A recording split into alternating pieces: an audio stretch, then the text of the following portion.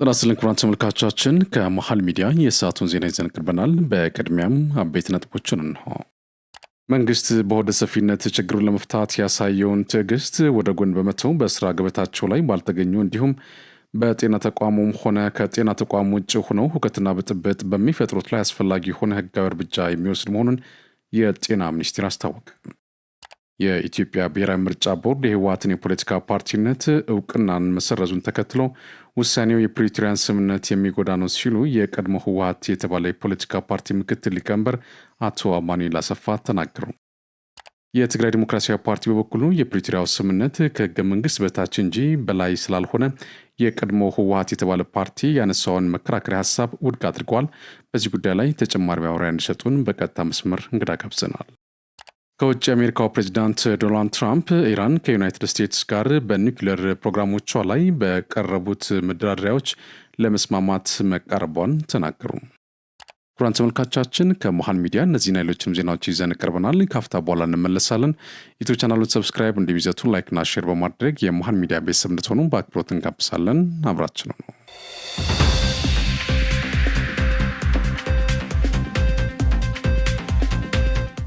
በቅድሚያ ኢትዮጵያ ለተባበሩት መንግስታት ድርጅት ሰላም ማስከበር ተጨማሪ ድጋፍ ለማድረግ ቃል ገባች። በኢፌዴሪ መከላከያ ሚኒስትር ኢንጂነር አይሻ መሐመድ የተመራ የልዑካን ቡድን በጀርመን አስተናጋጅነት በበርሊን ከተማ በሚካሄደው የተባበሩት መንግስታት ድርጅት የሰላም ማስከበር የሚኒስትሮች ስብሰባ ላይ የተሳተፉ ይገኛል። በስብሰባው ሁለተኛ ቀን ክብርት ሚኒስትሯ ባደረጉት ንግግር ኢትዮጵያ ለተባበሩት መንግስታት ድርጅት ሰላም ማስከበር ተጨማሪ ድጋፎችን ለማድረግ ቃል እንደምትገባ ገልጿል። በዚህ መሰረት ኢትዮጵያ ተጨማሪ ወታደራዊና የፖሊስ ዩኒቶችን ለተባበሩት መንግስታት ድርጅት በሚያቀርበው ጥያቄ መሰረት ለማሰማራት ቃል እንደምትገባ ገልጿል። አያይዘውም ኢትዮጵያ ባቋቋመችው ዓለም አቀፍ የሰላም ማስከበር የስልጠና ኢንስቲትዩት አማካኝነት በስልጠና ላይ የምታደርገውን አስተዋጽኦ አጠናክራ የምትቀጥል መሆኗን አረጋግጠዋል። በተለይ ኢንስቲትዩቱ በሴት ሰላም አስከባሪዎች ስልጠና ላይ በቀጣይነት በትኩረት እንደሚሰራ አረጋግጠዋል። ከኢትዮጵያ በተጨማሪ በርካታ ሀገራት የተባበሩት መንግስታት ድርጅት አባል ሀገራት ለተባበሩት መንግስታት ድርጅት ሰላም ማስከበር የሚያደርጉትን ድጋፍ በመግለጽ ይህንኑ ለማቅረብ ቃል ገብተዋል። ስብሰባው የተባበሩት መንግስታት ድርጅት ሰላም ማስከበር ማሻሻያና የቀጣይ ዘመን የተመድ ሰላም ማስከበር ምን መምሰል ይኖርበታል በሚል ጥያቄዎች ዙሪያ ለሁለት ቀን ሲካሄድ የቆየ ሲሆን በዛሬው ዕለት የሚጠናቀቅ ይሆናል። በወቅታዊ የጤና አገልግሎት ዙሪያ ከጤና ሚኒስቴር የተሰጠ መግለጫ። የጤና ሚኒስቴር ለማህበረሰባችን ጥራቱን የጠበቀና ፍትሐዊ የጤና አገልግሎት ተደራሽ ለማድረግ የጤና ፖሊሲና ስትራቴጂ በመቅረጽ የህብረተሰቡን ባለቤትነት ባረጋገጠ መልኩም ስራዎችን በትኩረት እያከናወነ መሆኑን የአደባባይ ሀቅ ነው። ምክንያቱም መቼምና በምንም ሁኔታ መቋረጥ ከሌለባቸው ማህበራዊ አገልግሎቶች አንዱም የጤና አገልግሎት በመሆኑ ስለዚህም ዛሬን ጨምሮ ባለፉት ቀናት በመላ ሀገራችን በሚገኙ የጤና ተቋማት እንደወትሮ ሁሉ መደበኛ የጤና አገልግሎቶች ለማህበረሰባችን ያለምንም መቆራረጥና መስተጓጎል እየተሰጠ ይገኛል። ይህንን የተረዳው የጤና ባለሙያ በማህበራዊ ሚዲያ በሚሰራጩ የተሳሳተ መረጃዎች ጫና ሳይገፋፋ የገባውን የሙያ ቃል ኪዳንና መሐላ ጠብቆም ማህበረሰቡን እያገለገለ በመሆኑ ምስጋና ይገባዋል። ይሁን እንጂ በጥቂት የማስተማሪያ የጤና ኮሌጆች ተቋማት በመደበኛ የስራ ገበታቸው ላይ ያልተገኙ የተወሰኑ ባለሙያዎች እንዳሉ መረጃዎች ደርሶናል። ከነዚህ የጤና ባለሙያዎች መካከል ብዙዎቹ በሐሰተኛ መረጃ የተወናበዱ ሲሆኑ ጥቂቶቹ ደግሞ ጥፋትን ዓላማቸው ያደረጉ ናቸው። ድርጊቱ የራስን ቤተሰብ፣ ዘመድ፣ ወገንና መላውን ማህበረሰብ ከመጉዳት ባለፈ ከሙያ ስነ ምግባር ከሰብአዊነት አኳያ ተቀባይነት የሌለው ተግባር ነው። ከህግ አኳያም የጤና ሙያ የስራ ማቆም አድማ ከማይደረግባቸው የስራ ዘርፎች መካከል አንዱ መሆኑም በግልጽ ተደንግጓል። የጤና ባለሙያዎች ጥያቄ እንኳን ቢኖራቸው በስራ ገበታቸው ተገኝተው መደበኛ ስራቸውን እያከናወኑ ጉዳያቸውን ለሚመለከተው አካል ማቅረብ ይጠበቅባቸዋል። በመሆኑም እነዚህ የጤና ባለሙያዎች ወደ ስራ ገበታቸው ተመልሰው ማህበረሰባቸውን እንዲያገለግሉ በየተቋማቸው ጥሪ ተደርጓል። መንግስት የጤና ባለሙያውን ዘላቂ ተጠቃሚነት ባረጋገጠ መልኩም በጥናት ላይ የተመሰረተ መፍትሄ ለመስጠት ቀደም ብሎ የጤና አገልግሎት አስተዳደርና ቁጥጥር አዋጅ 1362/2017 አጽድቆ ደንብና መመሪያዎችን በማውጣት ትኩረት ሰጥቶ እየሰራ ይገኛል። በጎ ሕሊና ያላቸው የጤና ባለሙያዎች ይህንን በመገንዘብ ስራቸውን በአግባቡ እንዲያከናውኑ የሚኒስቴር መስሪያ ቤታችን በዚህ አጋጣሚ ጥሪ ያቀርባል። በሌላ በኩል ደግሞ ህብረተሰቡ በተለያዩ ማህበራዊ ሚዲያዎች በሚሰራጩ የሐሰት መረጃዎች ሳይረበሽ የሚፈለገውን የጤና አገልግሎት በተለመደው መልኩ በጤና ተቋማት ማግኘት እንደሚችል እናሳውቃለን። መንግስት በወደ ሰፊነት ችግሩን ለመፍታት ያሳየውን ትዕግስት ወደ ጎን በመተው በስራ ገበታቸው ላይ ባልተገኙ እንዲሁም በጤና ተቋም ሆነ ከጤና ተቋም ውጭ ሆነው ሁከትና ብጥብጥ በሚፈጥሩት ላይ አስፈላጊ የሆነውን ህጋዊ እርምጃ የሚወስድ መሆኑን ቀድመን እናሳውቃለን። የፌድሪ የጤና ሚኒስቴር የማድረግ አቅምን ለማሳደግ የስልታዊ አመራሮች ሚና ከፍተኛ መሆኑን ተገለጸ። የስድስተኛ ዕዝ ዋና አዛዥ ሜጀር ጀነራል ብርሃኑ ጥላሁን ሰራዊቱ በሁለንተናዊ መስክ የማድረግ አቅሙን ከፍ ለማድረግ የስልጠናቸው የሚገኘው የስልታዊ አመራሮች የስልጠና ሂደት ተመልክቷል። ሰልጣኞች ታሪካዊ ጀግንነት ገድልን ለማስቀጠል በስልጠና የሚገኘውን እውቀትና ክህሎት ከልምድ ጋር አዳብረው ወደ ተግባር በመለወጥ የሀገራችንን ሉዓላዊነትና አንድነት ማስጠበቅና ለትውልድ ማሸጋገር እንደሚጠበቅባቸው ገልጿል። በየጊዜው የህዝባችንን አንድነት ለመሸርሸር የሚያሴሩ ሽብርተኞችንና ጽንፈኞችን በመታገል ሰራዊታችን እየተጎናጸፈ የሚገኘውን የአሸናፊነት ድል አጠናክሮ መቀጠል እንደሚገባው አመላክቷል። ሰራዊትና ስልጠና የማይነጣጠሉ የአንድ ሳንቲም ገጽታዎች ናቸው ያሉት አዛዡ ካለው ሀገራዊና ወቅታዊ የግዳጅ ሁኔታ አንጻር ተተኪ አመራሮችን ለማፍራት ወቅትን የተከተለ ስልጠና መስጠት አስፈላጊ ነውም ሲሉ ተናግረዋል። የኢትዮጵያ ብሔራዊ ምርጫ ቦርድ የህወሓትን የፖለቲካ ፓርቲነት እውቅናን መሰረዙን ተከትሎ ውሳኔው የፕሪቶሪያ ስምምነት የሚጎዳ ነው ሲሉ የህወሓት ቀድሞ ምክትል ሊቀመንበር አቶ አማኑኤል አሰፋ ተናገሩ። አቶ አማኑኤል ከቢቢሲ ጋር በነበራቸው ቃለ ምልልስ ቦርዱ ለፓርቲው የሰጠውን የምዝገባ ምስክር ወረቀት ከመሰረዙ በፊት እንደማይቀበለው በተደጋጋሚ መግለጹን አስታውሷል። ህዝባዊ ወያነ ሓርነት ትግራይ ወይም ህወሓት ከማክሰኞ ግንቦት 5 2017 ዓ.ም ጀምሮ ከፖለቲካ ፓርቲነት መሰረዙን የኢትዮጵያ ብሔራዊ ምርጫ ቦርድ ማስታወቁ ይታወቃል። የቀድሞ ፓርቲ ህወሓት ከፓርቲነት የተሰረዘው ቦርዱ ያዘውን የእርምት እርምጃ ተግባራዊ ባለማድረጉ መሆኑን በመግለጫው ላይ ተመላክቷል። ነገር ግን የቀድሞ ህወሓት ምክትል ሊቀመንበር አቶ አማኑኤል ፓርቲው የተሰጠውን የምዝገባ ምስክር ወረቀት እንደማይቀበል ሲገልጽ መቆየቱን ተናግረው ብሔራዊ ምርጫ ቦርድ ፓርቲዎችን የሚመዘግቡበትና የሚተዳደሩበት ስርዓት በማበጀት እንደ አንድ የዲሞክራሲ ቤት ሆኖ ከማገልገል ይልቅ የራሱን አቋም ይዞ የፕሪቶሪያን ስምምነት በሚጎዳ መልኩ ተንቀሳቅሷል ሲሉ የማየን ላባዬ የሚመስል ክስ ለቢቢሲ ተናግሯል።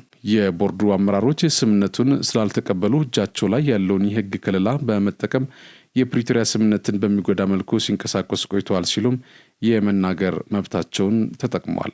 ምርጫ ቦርድ ባወጣው መግለጫ ላይ ግን የቀድሞ ፓርቲ ህወሓት በልዩ ሁኔታ የፖለቲካ ፓርቲ ሆኖ ለመመዝገብ የሚያስፈልጉ በህግ የሚጠየቅ ዝርዝር ሰነዶች ማቅረቡንና የፓርቲው ከፍተኛ አመራር ሰርቲፊኬቱን እና ደብዳቤውን በሚገባ ተስማምተው በፍቃዳቸው ፈርመው መውሰዳቸው አስታውቋል።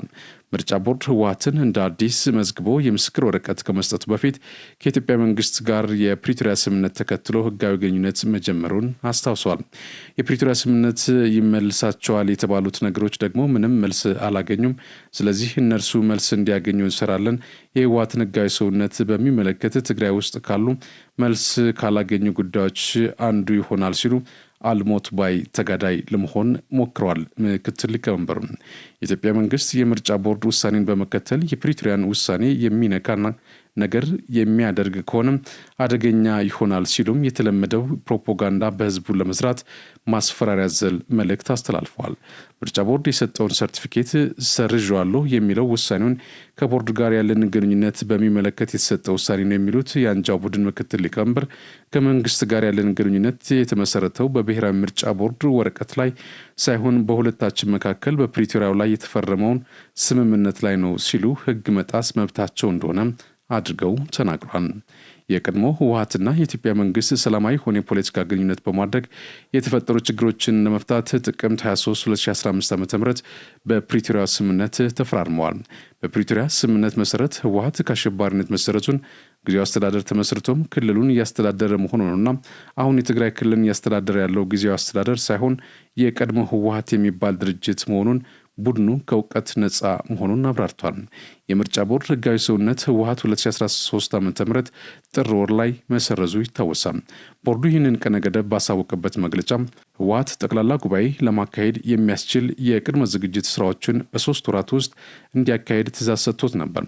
ቦርዱ ህወሓት ጠቅላላ ጉባኤ እንዲያካሄድ ያዘዘው በአመፅና በህገወጥ መንገድ ሲንቀሳቀሱ የነበሩ የፖለቲካ ፓርቲዎችን በልዩ ሁኔታ እንዲመዘገቡ የሚያስችለው አዋጅ በሚያስቀምጠው ድንጋጌ መሰረት ነው።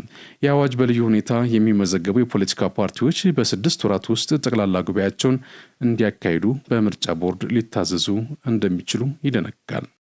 የትግራይ ዲሞክራሲያዊ ፓርቲ በበኩሉ የፕሪቶሪያው ስምምነት ከህገ መንግስት በታች እንጂ በላይ ስላልሆነ የቀድሞ ህወሓት የተባለ ፓርቲ ያነሳውን መከራከሪያ ሀሳብ ውድቅ አድርገዋል። በዚህ ጉዳይ ላይ ተጨማሪ ማብራሪያ እንዲሰጡን በቀጥታ መስመራችን የትግራይ ዲሞክራሲያዊ ፓርቲ አመራር አቶ ሙሉ ብርሃን ኃይሌ በቀጥታ መስመራችን ይገኛሉ። ተከታተሉን። እሺ፣ አመሰግናለሁ አቶ ሙሉ ብርሃን ኃይሌ የትግራይ ዲሞክራሲያዊ ፓርቲ ፖለቲከኛ ማለት ነው። እንግዲህ በቀጥታ መስመራችን ገብተው ለሚሰጡኝ ማብራሪያ እጅግ አድርጌ ነው የማመሰግነው። ቀደም ሲል እንግዲህ ቢቢሲ በዚህ ጉዳይ ላይ ያወጣው ነገር አለ። በተለይ የህዝባዊ ወያነ ሓርነት ትግራይ ህወሓት ከምርጫ ቦርድ የተሰጠው ውሳኔ መሰረት አድርጎ ብዙ ነገሮችን ሀሳብ አነስተዋል። ወደዛ ከመግባታችን በፊት ግን እንደው ከሰሞኑ በጣም ትልቅ አጀንዳ የነበረው አቶ ጌታቸው ረዳ የቀድሞ የህወሓት አመራር የነበሩ ከዛ ባለፈ ደግሞ ትግራይ ክልልም እንደዚሁ በፕሬዝዳንትነት ያገለገሉ አሁን የጠቅላይ ሚኒስትሩ የምስራቅ አፍሪካ ጉዳዮች አማካሪ ሚኒስትር ናቸውና ቲፒኤልኤፍ እና እዛ አካባቢ የነበረውን እውነታ ምን እንደሚመስል ለኢትዮጵያ ህዝብ ያጋለጡበት ሂደት ነበር። እንደው አቶ ብርሃን እንዴት አዩት ይሄንን የሚለው ነገር እስኪ እናንሳ። አመሰግናለሁ ቴዲ፣ ለኔም እድሉን ስለሰጠኝ ከልብ ነው የማመሰግነው። የአቶ ጌታቸው ረዳ ኢንተርቪው በጣም እጅግ አስተማሪም ነው። ጥሩ ተሞክሮ ነው። ማለት አንዳንዴ የነበሩ ስህተቶችን ማመን እንደገና ደግሞ የነበሩትን ያለ ርህራሄን ማጋለጥ በጣም እጅግ ሊበረታታ የሚገባና ተስፋ ሰጪ በጣም ሌሎችም ይሄን እንዲህ አይነት ድፍረት ልንማርበት ሁላችን ይገባል። እጅግ በጣም ጥሩ አድርጎ ነው ግልጽ ያደረጉት። በተለይ በዚህ ድርጊታቸው ለመላ ኢትዮጵያውያንና በተለይ ለትግራይ ህዝብ ክሰውታል የሚል እምነት ነው ያለኝ። ለሁላችን በጣም ትልቅ ነገር ነው። ግን አቶ ሙሉ ብርሃን ምናልባት ካጋለጡት ሚስተር አቶ ጌታቸው በእርግጥ ይታወቃል፣ ያው ህዝቡ ነው ሊያውቀው ያልቻለው እንጂ የኢትዮጵያ ህዝብና በተለይ ፖለቲካው አካባቢ ያሉ ሰዎች በአብዛኛው ያውቁታል ብዬ አምናለሁ። በግሌ ማለት በተለይ ፖለቲከኞች ያውቁታል። ግን ደግሞ ህዝቡ አካባቢ የተሰራው ከፍተኛ የሆነ የሐሰት ፕሮፓጋንዳ ስለነበረ በድርጅቱ በኩል በቲፒኤልኤፍ በኩል ያህ መነሻ አድርጎ የትግራይ ህዝብ ምናልባትም ችግሩን ለመረዳት ምን እየተፈጠረ እንደሆነ ለመረዳት ለማወቅ እድል ያጣበት ጊዜ እንደነበረ ነው የሚሰማኝ እኔና ግን ካጋለጡት ነገር እንደው ሐሳብ እንዲሰጡበት ስለፈለኩ ነው።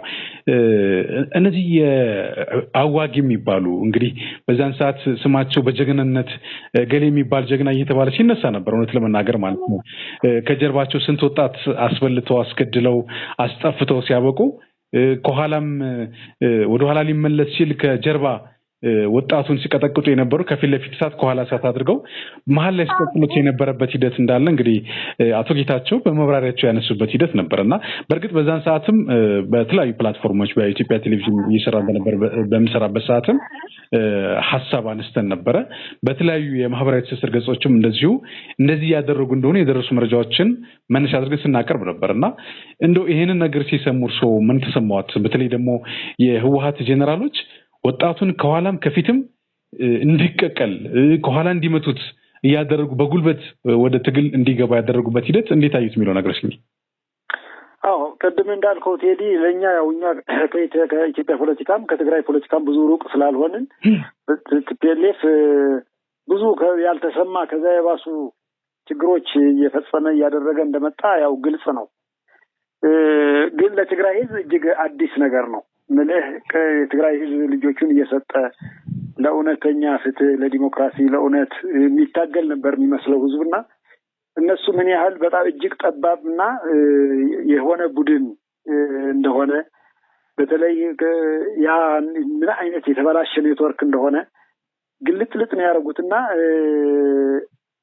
ይሄን ጉዳይ ይሄን ነበር ስጋታቸው የእነሱም ስጋት ባይዘወይ አብዛኛው ልክ ከውስጣቸው እነሱን መቃወም የሚጀምር ሰው ካለ ቶሎ ብሎ ስሙን ማጥፋት ከህዝብ እንዲነቀል ማድረግ የህዝቡ ጆሮ እንዲያጣ ማድረግ ነበር የነሱ ዋናው ስጋታቸው እሱን ነው። ስለዚህ በተለይ እነሱን የሚቃወም ልክ ከድርጅት ሲወጣ ቶሎ ብሎ ስም የሚያጠፉት ራሳቸው እንዳያጋልጣቸው ነው። ከተጋለጡ ደግሞ ህዝቡ ያውቀናል ነው። ህዝቡ ካወቀን ከነቃብን ደግሞ አለቀልን የሚል ስጋት ስለነበረባቸው ነውና አቶ ጌታቸው ያደረጉት እጅግ በዛ ውስጥም ስለነበሩ በድርጅት ውስጥ ለረጅም በርከት ላሉ ዓመታት ቆይተዋል እንደሚታወቀው። ስለዚህ በደንብ የቲፒኤልኤፍ ጀነራሎች ቅድም ያልካቸው ሰዎች በጣም በደንብ አድርጎ ስለሚያውቋቸው በደንብ ነው የገለጿቸው እና በዚህ ነው እኔ ያየሁት የተገነዘብኩት። ንስሐ ገብቻለሁ ብለዋል አቶ ጌታቸው። ንስሐውን ኢትዮጵያ ህዝብ ይቀበል ወይስ እንዴት? በትክክል ቅድም እንዳልኩ ነው እኮ ይሄን ነገር በጣም አንድ ስህተት በራሱ ስህተትን ማመን ትልቅነት ነው እና ያን ስህተት ደግሞ መጸጸት ማለት ነው። ባይዘው ንስሐ መግባት ማለት ለነበረው ጥፋት መጸጸት ማለት ነው። እና ደግመህ አትሰራውም ከተጸጸትክ። ስለዚህ ይሄን ደግሞ ሊለመድ የሚገባ ነው። በተለይ በኢትዮጵያ ፖለቲካ ውስጥ ብዙ ስህተቶች አሉ። እነዛ ስህተቶች ደግሞ ዝም ብሎ የመጡ አይደሉም፣ ሰዎች አሏቸው በዛ እና ይሄን መለመድ አለበት ያልኩት በጣም ለዛ ነው በመግቢያ ላይ እና ይሄ እኔ በጣም ደስተኛ ሆኛለሁ እና የኢትዮጵያ ህዝብ ይሄን መጸጸትና ይቅርታን መቀበል አለበት ብዬ ነው የማምነው። እኔ መለመድም አለበት። በጣም ጥሩ። ወደ ሌላኛው ጥያቄ እንለፍ። ያው ትናንት ግንቦት 6 ላይ ያው እስከ ግንቦት 5 ስለሚያልቅ ጉዳይ ነው በእርግጥ ትናንት የወጣው የኢትዮጵያ ምርጫ ቦርድ ለቲፒኤልኤፍ ሰጥቶት የነበረው የጊዜ ገደብ ማለትም የ3 ወራት የጊዜ ገደብ ከስተቱ እንዲማርና ጉባኤ አስቸኳይ ህጋዊ የሆነ ጉባኤ አካሂዶ ቶሎ ሪፖርት እንዲያደርግ የሚል አቅጣጫ ተሰጥቶት ነበር። ግን ያን አቅጣጫ ሳይቀበል በራሱ በጉልበቱ ቀድሞ ያደረገውን ጉባኤ እንደመነሻ አድርጎ ምንም ማድረግ አልችልም የሚል የሌላ ትምክህት ውስጥ በመግባቱ የተነሳ በዛ ላይም ደግሞ 3 ወር ያላግባብ በማለቁ ማለት አቅጣጫ የተሰጠው አቅጣጫ መፈጸም ባለመቻሉ ምርጫ ቦርድ ሰርዞታል ከፓርቲነት። እስኪ ወደ ሌላው ጉዳይ ከመግባት በፊት የቲፒኤልኤፍ በምርጫ ቦርድ የተሰጠው ውሳኔ እንዲታየው የሚለው ነገር እስኪ። ቲፒኤልኤፍ በጣም በሚገርምህ ቴዲ ብዙ ስህተቶችን ደጋግሞ የሰራ ድርጅት ነው እና ከስህተቱ ደግሞ የማይማር ድርጅት ነው። እንደሚታወቀው ከፕሪቶሪያው የሰላም ስምምነት በፊት የኢትዮጵያ ህገ መንግስት በመጣስ ነው በቀጥታ ሀገራችን ኢትዮጵያ ወደ ጦርነት ያስገባ። ከዚህ ጦርነት ተያይዞ ደግሞ በርካታ ውድመቶች ያስተናግደናል። እስካሁንም ከዛ ጦርነት ህዝባችን አላገገመም፣ አልወጣም። ያን ሁሉ እያለ ደግሞ ያው ከፕሪቶሪያ የሰላም ስምምነት በኋላ ደግሞ ህገ መንግስት ማሻሻል ተደርጎ እንደገና ነው ይህን እድል የተሰጠው። ያን ደግሞ እንዳልከው ይህን እድሉ አባክኖታል፣ አበላሽቶ በማን አለኝበት ቀኖችን አባክነዋል። ስለዚህ ከዛ ተያይዞ ደግሞ የኢትዮጵያ ምርጫ ቦርድ ደግሞ ይሄን ሀገር ህግና መንግስት ያለበት ሀገር ነው። ስለዚህ ህግና መንግስት አክብሮ የማይንቀሳቀስ ከሆነ የግድ መሰረዝ መቻል አለበት። ስለዚህ ይሄን የተደረገው ትክክል ነው የሆነው የሚል ግምገማ ነው ያለኝ። እንዲያውም ጥሩ አጋጣሚ ነው ይሄ ድርጅት ስለማይማር በተደጋጋሚ ስህተት ደግሞ ህዝባችን በዛ ዋጋ እየከፈለ ስላለ ከኢትዮጵያ ፖለቲካም መወገድ ያለበት ድርጅት ነው ብዬ ነው እኔ የማምነው። ከድሮም ጀምሬ እኔ አንድ ድርጅትም ያለን አቋም የህወሓት እድሜ መራዘም የትግራይ ህዝብ ችግር እንዲራዘም ነው የሚያደርገው። ምክንያቱ እሳቤዎች ሁሉ በህዝቡ ጥቅም ተቃራኒ ነው እና የሱ መክሰም የትግራይ ህዝብ ወደ ተሻለ ነገር ይመጣል የሚል እምነት ነው ያለኝ። ምናልባት ከዚህ ጋር ተያይዞ አቶ ሙሉ ብርሃን እንግዲህ ምርጫ ቦርድ ይህን ውሳኔ በሰጠ ምናልባትም በሰዓታት ልዩነት መግለጫ ወጥቷል። ቲፒኤልኤፍ ማለት መግለጫ አንስንስ ከቢቢሲ ጋር ቆይቶ አድርገዋል። ቀደም ሲል እንደሰማነው ዜናውን ማለት ነው። በቆይታው ምንድነው የሚለው የፕሪቶሪያ ስምምነት እስካልተጣሰ ድረስ ምርጫ ቦርድ የሚሰጠው ውሳኔ ተቀባይነት የለውም። በእርግጥ ይሄንን ካሁን በፊትም እንደዛ ሲሉ ነበረ። አሁንም ደግሞ በዛ ላይ የመንጠልጠል ነገር አለና እንደው አንድ ፖለቲካ ፓርቲ ህግ ሳያከብር ስለ ህግ ማክበር መናገር ይችላል ወይ? የፕሪቶሪያ ስምምነትስ ከዚህኛው ጉዳይ ጋር የሚያገናኘው ነገር አለው የሚለው ነገር ሲናስ? ቀደም ብሎ የሚገርም ይሄን አሁን ጉንበት 5 አይደለ የኢትዮጵያ ምርጫ ቦርድ ትላንት ነው የሰረዘው። የዋት ከመሰረዙ በፊት ዶክተር ደብረጽዮን ገብረ ሚካኤል ረዘም ያለ ኢንተርቪው አድርገው ነበር። አይተው ከሆነ እሳቸው በራሱ ምንድነው ያሉት ይሄ እንደሚሰረዝ ስላወቁት ቢሰረዝም ባይሰረዝም እኛ ምንም ነገር አይመለከተንም፣ የኢትዮጵያ ምርጫ ቦርድ አይደለም እኛን ያቋቋመን አይነት ብለው መግለጫ ሰጥተው ነበር። ተያይዞ ደግሞ በቢቢሲም ደግሞ ምክትል ህወሓት እኔ አለ ብያለሁ ምንም አሁን እሱንም አቶ አማኑኤል አሰፋም ደግሞ እንደዛ ይሄን ደግመውታል። እና ይሄን ምንድነው እነሱ ጠፍቷቸዋል ብዬ አላምንም። እኔ ግን ህዝቡን ለማደናገር ነው። የእነሱ ደጋፊ አለ፣ የትግራይ ህዝብ ደግሞ በደንብ ያልነቃቸው ካለ ለማደናገር ነው። ይሄን ነገር ለያይቶ የፕሪቶሪያ ውል ከዚህ ጋር እንደማይመለከት ያደርጋሉ።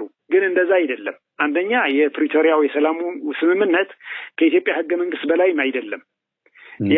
ያ የፕሪቶሪያው ዋናው ያመጣው ውል ምንድነው? ጦርነት ይቆም ነው። ጦርነት ቆሞ ችግሮቻችን በፖለቲካዊ በውይይት እንፍታ ነው ዋናው። ይሄንም የሆነው ደግሞ ህገ መንግስትን አክብረህ ነው። ስለዚህ ህገ መንግስት የበላይ ነው። የኢትዮጵያ ህገ መንግስት የፕሪቶሪያው የሰላም ስምምነት ከህገ መንግስት በላይ አይደለም። ስለዚህ የሁሉ የበላይ የኢትዮጵያ ህገ መንግስት ነው። የሰላም የፕሪቶሪያ ደግሞ በህገ መንግስት መሰረት ህገ መንግስት ሲያከብር ብቻ ነው መቀጠል የሚችለው። ስለዚህ ይሄን ለማደናገር ሲሉ ነው። በምንም ተአምር አይገናኝም ከዛ እንትንና እነሱ ግን ያው እንደምታውቀው ህዝቡን ለማደናገር አሁን ደግሞ በተለይ ከፍተኛ የፖለቲካ ክሳራ አሁን ገጥሟቸዋል እንደምታየው። ስለዚህ ያን ነገር እንትን ለማለት ነው ያን በዚህ በፕሮፓጋንዳ እንትን ለማድረግ የሚሞክሩ ግን ይሄ መሰረተ ቢስ ነው። እንደው ከዚህ ጋር ተያይዞ አቶ ሙሉ ብርሃን እንግዲህ የምርጫ ቦርድ ውሳኔን በማክበር ከዛ ባለፈ ደግሞ ቲፒኤልኤፍ ባለፉት አመታት በተለይ ትግራይ ላይ በነበረው የፖለቲካ ቦታ የትግራይ ህዝብን እውነት ለመናገር ቀደም ሲል እርሶም ሲናገሩ እንደነበረው በተደጋጋሚ ችግር ውስጥ ሲከተው የነበረበት ሂደት ነበረ። አሁንም የቲፒኤልኤፍ መቆየት የትግራይ ህዝብን ችግር ማባባስ ካልሆነ በስተቀር ምንም ፋይዳ የሌለው ትርጉም የሌለው ድርጅት እንደሆነ በተግባር እያሳየ መጥቷል። በዛ ላይ ህዝቡም አሁን ፈርጆታል ለመናገር ማለት ነውና ይሄን መነሻ አድርገው በዛሬው ዕለት በትግራይ ደቡባዊ ዞን የሚገኙ የማይጨው ከተማና አካባቢዋ ነዋሪዎች ሰልፍ አድርገዋል ለመናገርና እንደው በዛ ሰልፍ ላይ የተላለፉ መልእክቶች አሉ። የቲፒኤልኤፍ ያወጣው መግለጫ አይመለከተንም፣ እሱ ብቻ ሳይሆን ባለፉት ጊዜያት የከፈልነው መስዋዕትነት ይበቃናል፣ የራሳችን እድል በራሳችን መወሰን የሚገባን ማንም አቅላቸዋለሁ ሊልን አይገባም የሚል ሐሳብ አነስተዋል። ስለዚህ አሁንም ቲፒኤልኤፍ በመግለጫ ጋጋታ ህዝብን ለማደናገር የሚያደርገውን ጥረት ያቁም የሚል እንድምታ ያለው ሐሳቦች ቀርበዋል። በአንድ በኩል ደግሞ ወላጆች ምህላ ገብተው ምህላ ሲፈጽሙ የነበረበት ሂደት ነበር። መሬት ላይ የተንከባለሉ ያየንበት ሁናቴ ነበርና እንደው ይሄንንስ እንዴት ነው የተመለከቱት? ይሄን ካዩ በኋላ ቲፒኤልኤፍ ቀጣይ ተፈንታ ምን የሚሆን መስሎታል የሚለው ነገር እስኪ? አዎ ተመልክቼዋለሁኝ። ሰላማዊ ሰልፉ በጣም ትክክለኛ ነው። በሰዓቱም ነው መደረግም አለበት ቅድም እንዳልከው። ምክንያቱም የትግራይ ህዝብ ከዚህ በለጠ ዋጋ መክፈል የለበትም። ከዋጋ እንዳይከፍል ከተፈለገ ደግሞ ለችግሮች ምክንያት የሆነ ኃይል መወገድ መቻል አለበት። ስለዚህ ይሄ በጣም ጥሩ ጅማሬ ነው፣ መቀጠልም አለበት። ደግሞ ይቀጥላል የሚል እምነት ነው ያለኝ እኔ። ይሄ ያልኩበት ምክንያት ምንድነው? አሁን በርካታ የትግራይ ወጣት ነቅተዋል። ቲፒኤልኤፍን ማለት በደንብ የችግሮች ሁሉ ምክንያት የቲፒኤልኤፍ አመራርና ቲፒኤልኤፍ አስተሳሰብ የቲፒኤልኤፍ አስተሳሰብ እንደሆነ ወጣቱ በቅጡ ተረድተዋል። የትግራይ ህዝብ በደንብ ገብቶታል ይሄ። ስለዚህ ይሄን ጥሩ እንቅስቃሴ ነው ያለው። ይሄን እንቅስቃሴ ደግሞ በሁሉም ከተሞች እንደሚቀጥል ሙሉ ተስፋ አለኝ። ይሄን ያልኩበት ምንድነው? የትግራይ ህዝብ ዘላቂ ሰላም፣ ዘላቂ ልማት እንዲያገኝ ከተፈለገ ይሄ የትግራይ ህዝብ ጥቅም በተቃራኒ መንገድ እየወሰደ ለራሱ ጥቅም ሲል ህዝቡን ዋጋ እያስከፈለው ያለው ታግሎ መጣል አለበት። ስለዚህ ይሄ መቀጠል ነው ያለበት። ሁላችን በዚህ ላይ መስራት አለብን የሚል እምነትና መልእክት ነው ያለኝ። የቀጣይ የቲፒኤልኤፍ ዕጣ ፈንታ ምን የሚሆን መስሎታል አቶ ሙሉ ብርሃን እንደ ፖለቲከኛ? ቲፒኤልኤፍ ከዚህ በኋላ ታሪክ ነው ብዬ ነው የማስበው በእኔ እምነት። ቲፒኤልኤፍ ማለት እሳቤ አይደለም። ስለዚህ ስታካረገ ቆይተዋል ቲፒኤልኤፍ። ስለዚህ እስካሁን የቆየም በእኛ ድክመት ነው። በተለይ በትግራይ ፖለቲከኞች እና በትግራይ ወጣት የነበረው ብዥታ ነው እስከዛሬ ድረስ የቆየ። ስለዚህ ቲፒኤልኤፍ ከወደቀ ከቆየ ማሰብ ካቆመ ቆይቷል። ስለዚህ ከዚህ በኋላ ቲፒኤልኤፍ ለእኔ ታሪክ ነው። አሁን ቲፒኤልኤፍ ብለው ራሱ እንትን ሆነብን እያነሳን ነው እንጂ ቲፒኤልኤፍ የሚባል ፓርቲም የለም። አሁን እንደ ድርጅትም የለም። አሁን ያለው አለሁ የሚልም ደግሞ የአንድ ሰፈር የቤተሰብ ስብስብ ነው። እንኳን ለትግራይ ህዝብ ለአንድ መንደርም የማይመጥን ምንም አይነት ሀሳብ ማፍለቅ የማይችል ባዶ ፉከራ ብቻ እየፎከረ ግን ያው አለሁ የሚል አይነት ካልሆነ በስተቀር እንደ ፓርቲ አሁን እንደ ድርጅት ምንም አይነት እንትን የለውም እና ያበቃለትም ነው የሚል ግምገማ ነው ያለኝ። እንደው ካገኙት አይቀር በመጨረሻ አቶ ሙሉ ብርሃን እንግዲህ አቶ ጌታቸው የራሳቸውን የፖለቲካ ፓርቲ ይዘው የመጡበት ሂደት አለና እናንተም የምትታገሉበት የታገላችሁበት የመጣችሁት የትግራይ ዲሞክራሲያዊ ፓርቲ የሚባል አለ።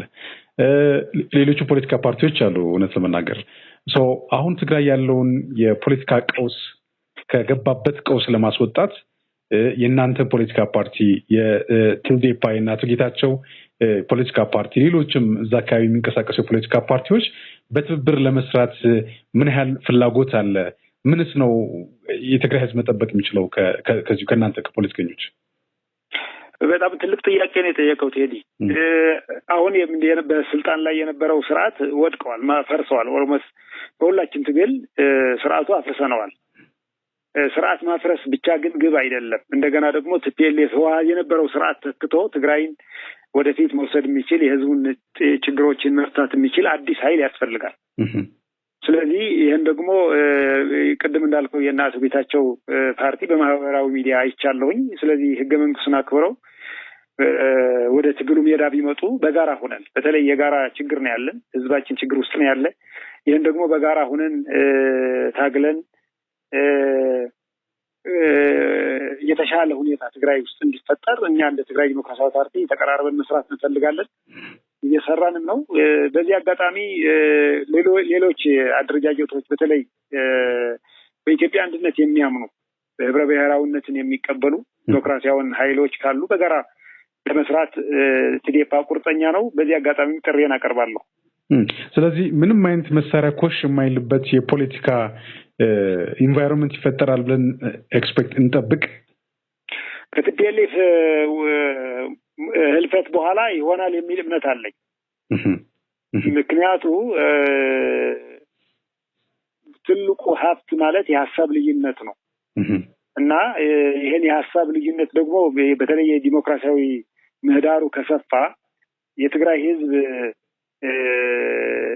ትግል እንዴት እንደሆነ የሚያውቅ ህዝብ በኢትዮጵያ ሀገረ መንግስት የራሱ አሻራ ያለው ልምድም ያለው ህዝብ ነው። ስለዚህ ያን ሜዳ ከተፈጠረ በቀላሉ ችግሮችን ይፈጠራሉ። ከዚህ በኋላ የትግራይም ደግሞ ግጭት የምታስተናግድበት ሂደትም አይኖርም። ይህም የሆነው ግን የሁላችን ጥረት ሲታከል ነው። በተለይ በጸረ ሰላም ኃይሎች ያለው የሀገራችን የሰሜን ኢትዮጵያ ያለው እንቅስቃሴ በቅጡ እየተረዳን ህዝባችን እያደራጀን እያነቃን ከተንቀሳቀስን ቅድም እንዳልከው ምንም አይነት የጥይት ድምጽ የማይሰማበት ዘላቂ ፍትህ የሚሰፍንበት አካባቢ እንገነባለን የሚል እምነት ነው ያለኝ። አቶ ሙሉ ብርሃን ኃይሌ የትግራይ ዲሞክራሲያዊ ፓርቲ ፖለቲከኛና አመራር በቀጥታ መስመራችን ገብተው ለሰጡን ጠለቅ ያለ ማብራሪያ እጅግ አድርጌ አመሰግናለሁ። መልካም ምሽት ይሁንልዎት። አመሰግናለሁ። እኔም ቴንኪው። እሺ ቴዲ ቻው። ዛሬ ግንቦት 7 2017 ዓ.ም በትግራይ ደቡባዊ ዞን ማይጨው ከተማ የደብረ ጽዮን ገብረ ሚካኤል ህወሓት ባለፈው ሳምንት የሰጠውን ጋዜጣዊ መግለጫ የሚቃወም ሰልፍ ተካሄደ። ትናንት ግንቦት 6 2017 ዓ.ም ከኢትዮጵያ ፖለቲካ ፓርቲዎች የተሰረዘውን ህወሓት ሊቀመንበር ደብረ ጽዮን ገብረ ሚካኤል ባለፈው ሳምንት ወይን ለተባለ ድርጅታቸውን ልሳን በሰጡት ቃል ድርጅታቸው በክልሉ ደቡባዊ ዞን የአመራር ማስተካከያ እንደሚያካሄድ ዝተው ነበር። የዞኑ አስተዳደር በመራውና ባስተባበረው ዛሬ በተካሄደው ሰላማዊ ሰልፍ የሊቀመንበሩን መግለጫ ሙሉ በሙሉ በመቃወም ቡድኑ ያሰበውን ከመፈጸም እንዲቆጠብ የሚያስጠነቅቁ የቁጣ ድምጾች ተሰምቷል። በሰልፉ ምርጫችን ሰላም ነው፣ አስተዳደራችን ለሚነካ የህወሓት ክፋይ ቡድን አንታገስም፣ ኋላ ቀር አስተሳሰብን እንቃወማለን፣ የሻዕቢያ ተልዕኮ ከሚያስፈጽም ኃይል ግንኙነት የለንም፣ በምስለኔ አንመራም የሚሉና ሌሎች መፈክሮች ተደምጧል። በሰላማዊ ሰልፉ የተገኙ ዳግም ጦርነት እንዳይቀሰቀስ ስጋት ያደረባቸው እናቶች በምህላና እንባ መሬት ላይ ተኝተው ሲማጸኑ ታይቷል። በሰላማዊ ሰልፍ በመገኘት መልእክት ያስተላለፉት የማይጨው ከተማ ከንቲባ ዮሐንስ አዱኛና የዞን ዋና አስተዳዳሪ ሀፍቱ ኪሮስ ህዝቡ ሰላሙ እንዳይነጠቅ ከማንኛውም ጊዜ በላይ ንቁ መሆን አለበት ብሏል። ሰልፉ ከትናንት የህወሓት ስረዛ ተያያዥነት የሌለው ቀድሞ የተያዘ ፕሮግራም እንደሆነም ለማወቅ ተችሏል። ከሁሉም የህብረተሰብ ክፍሎች የተውጣጡ ተሳታፊዎች ያካሄዱትን ሰልፍ በሰላም ማጠናቀቃቸውን ከማይጨው ኮሚኒኬሽን ጽሕፈት ቤት የተገኘው መረጃም አመላክቷል። የሀገር መልካም ገጽታ በማጉላትና ሰላምን በማጽናት ለሚደረገው ጥረት የድርሻችንን ለመወጣት ዝግጁ ነን ሲሉ የማህበራዊ ሚዲያና ኮሚኒኬሽን ባለሙያዎች አስታወቁም። በኢትዮጵያ ብልጽግና ጉዞ ውስጥ የሚዲያና ኮሚኒኬሽን ሚና ቀጣይ አቅጣጫ በሚል መሪ ሀሳብ በባህር ዳር ከተማ የውይይት መድረክ ተካሂዷል። ከመድረኩ ተሳታፊዎች መካከል የማህበራዊ ሚዲያ ባለሙያ ኃይሉ ዘውዴ በሀገር ብሔራዊ ጥቅም ሰላምና ልማት ላይ ሁላችንም የጋራ አቋም ይዘን መስራት ይጠበቅብናል ብሏል። በመሆኑም የሀገር መልካም ገጽታ በማጉላትና ሰላምን በማጽናት ለሚደረገው ጥረት የድርሻዬን ለመወጣት ዝግጁ ነኝ ሲል አረጋግጧል። በዚህ ረገድ በተለይም የሚዲያና ኮሚኒኬሽን ባለሙያዎች ለሀገርና ሕዝብ የሚጠቅሙ እውነተኛ መረጃዎችን ተደራሽ ማድረግና የሀገር መልካም ገጽታ የሚገነቡ ስራዎች ላይ የነቃ ተሳትፎ ማድረግ ይጠበቅባቸዋል ሲል አክሏል። የኮሚኒኬሽን ባለሙያው አልታሰብ አሰፋ በበኩሉ አሁን ላይ ዘመኑ የመረጃና ቴክኖሎጂ በመሆኑ ለዚህ የሚመጥን አቅምና ዝግጁነት በመፍጠር ለጋራ ሀገራዊ ግንባታ ሚናችን መወጣት ይጠበቅብናል። በመሆኑም በሚዲያና ኮሚኒኬሽን ዘርፍ በሀገር የጋራ ትርክት ግንባታና ሰላምና አንድነትን በማጽናት በሚደረገው ጥረት የድርሻችንን ለመወጣት ዝግጁ ነን ሲል ተናግሯል። የአማራ ክልል የመንግስት ኮሚኒኬሽን ቢሮ ኃላፊ ዶክተር መንገሻ ፈንታው በሀገር ልማትና የዘላቂ ሰላም ግንባታ እንዲሁም መልካም ገጽታዋን በመገንባት ሂደት የሚዲያና ኮሚኒኬሽን ዘርፍ የማይተካ ሚና እንዳለው አንስቷል። በመሆኑም የዘርፉ ባለሙያዎች ከምንም በላይ የሀገርን ሰላምና ደህንነት በማስቀደም አፍራሽ እንቅስቃሴዎችን በጋራ መመከት ይገባል ብሏል። በሀገር ብሔራዊ ጥቅም ሰላምና ህብረ ብሔራዊ አንድነትና የጋራ ትርክት መገንባት ለማንም የማይተው የጋራ አጀንዳችን ሆኖ መቀጠል አለበት ሲሉም አነስቷል። የሀገር መልካም ገጽታ በማጉላትና ሰላምን ለማጽናት ለሚደረገው ጥረት ሁሉም የድርሻውን እንዲወጣም ጠይቀዋል።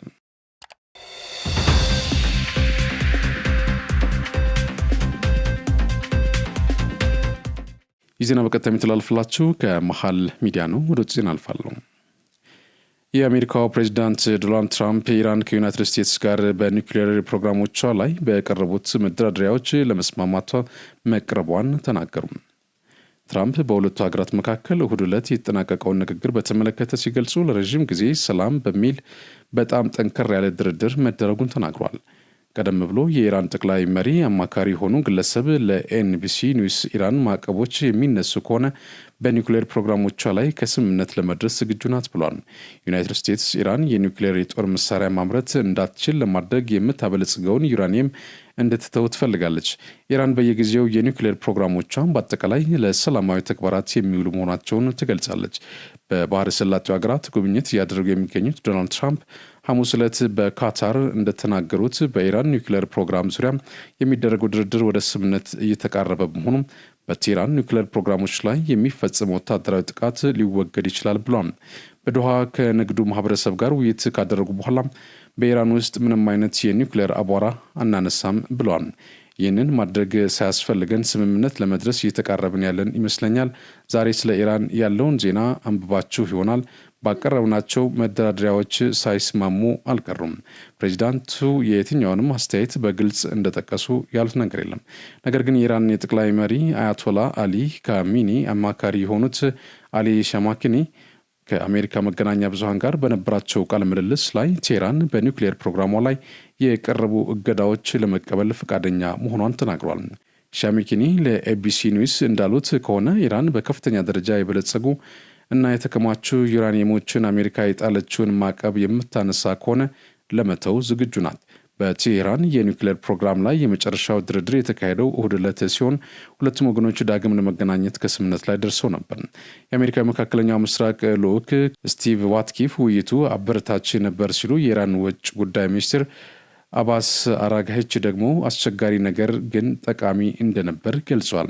ትራምፕ እንደ አውሮፓውያኑ አቆጣጠር በ2018 ኢራን ከሌሎች ሀያላን ሀገራት ጋር ከገባችው ስምምነት መውጣታቸው ይታወሳል። ፕሬዚዳንት ዶናልድ ትራምፕ በሚያዝያ ወር የተጀመረውንና በኢራን የኒውክሌር ፕሮግራሞች ላይ የተካሄደ ያለው ውይይት የማይሳካ ከሆነ ወታደራዊ እርምጃ ለመውሰድ ዝተው ነበር። አንድ ከፍተኛ የአሜሪካ ባለስልጣን መጨረሻ ጊዜ የተካሄደው ድርድር የፈጀው 3 ሰዓት ብቻ መሆኑን ጠቅሷል። አክሎም እየተደረጉ ያሉ ንግግሮችን ወደፊት ለመቀጠልና ቴክኒካል ጉዳዮች ላይ እየሰሩ ለመቆየት ከስምምነት ተደርሷል። ዛሬ በሰማነው ነገር ደስተኞች ነን፣ እንዲሁም በቅርቡ የሚካሄደውን ቀጣይ ስብሰባችንን በተስፋ እንጠብቃለን ብለዋል ሲል የዘገበው ቢቢሲ ነው። ኩራን ተመልካቾቻችን ከመሃል ሚዲያ ለሰዓቱ ያዝናቸው ዜናዎች እነዚህ ናቸው። ስለተከታተላችሁ እናመሰግናለን። ከሬጅቶች ይቀጥላሉ። በእኔ በኩል ጨርሻለሁ። በያላችሁበት ሰላም ሁኑ።